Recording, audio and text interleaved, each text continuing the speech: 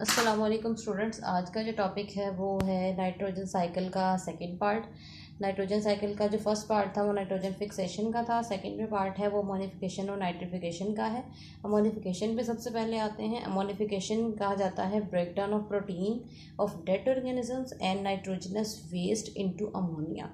यानी कि जो प्लांट या कोई भी एनिमल है जब वो डेड हो जाता है, वो ज़मीन के ऊपर गिरता है तो उसको डिकम्पोज करने वाले बैक्टीरिया होते हैं। ठीक है, तो उस वक्त क्या होता है, वो बैक्टीरिया उस डेड ऑर्गेनिज्म के अंदर मौजूद प्रोटीन को या फिर उसके अंदर मौजूद नाइट्रोजनस वेस्ट को अमोनिया के अंदर कन्वर्ट कर देते हैं और इस प्रोसेस को अमोनिफिकेशन कहा जाता है।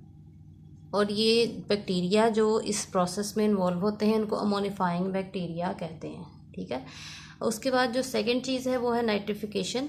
जब अमोनिया बन जाती है तो इस अमोनिया को फिर नाइट्राइट्स या फिर नाइट्रेट्स में कन्वर्ट करवाना ज़रूरी होता है। तो जो अमोनिया की नाइट्राइट्स या नाइट्रेट्स में कन्वर्जन जो होती है इसको नाइट्रिफिकेशन कहा जाता है और ये नाइट्रीफाइंग बैक्टीरिया के थ्रू होती है।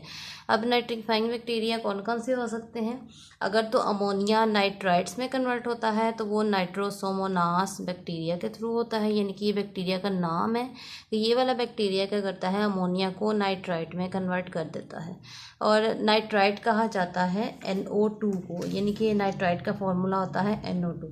और जो सेकंड है पॉसिबिलिटी वो नाइट्राइट की नाइट्रेट के अंदर है। ठीक है, तो जो नाइट्राइट होता है वो जब नाइट्रेट में कन्वर्ट हो जाता है तो उस वक्त जो बैक्टीरिया इन्वॉल्व होता है उसको नाइट्रोबैक्टर कहा जाता है।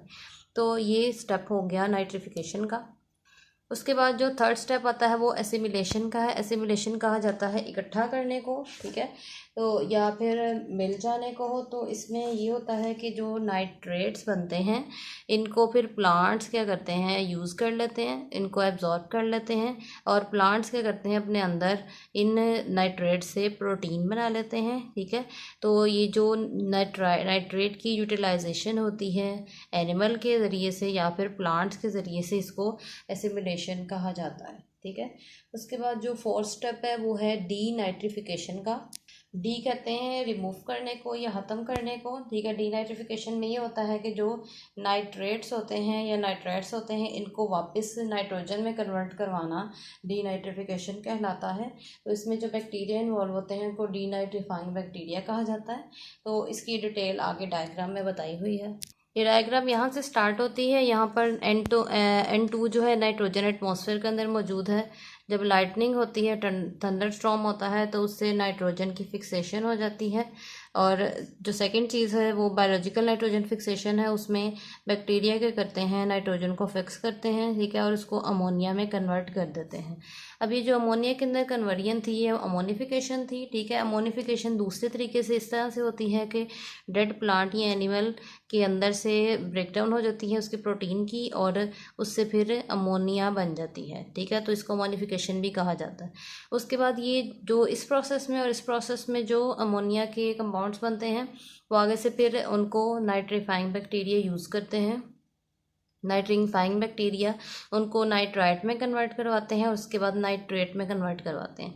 तो नाइट्राइट में कन्वर्ट जो करवाते हैं वो नाइट्रोसोमोनास होते हैं। ठीक है, और यहाँ से भी नाइट्राइट में कन्वर्ट हो रहा है और यहाँ से भी नाइट्राइट बन रहा है। ठीक है, उसके बाद जो नाइट्रेट होते हैं वो भी नाइट्रोसोबैक्टर के ज़रिए से बनते हैं। और उसके बाद फिर क्या होता है, ये नाइट्रेट को अगर प्लांट यूटिलाइज़ कर ले या फिर इसको एनिमल यूटिलाइज़ कर ले तो इसको एसिमिलेशन कहा जाता है।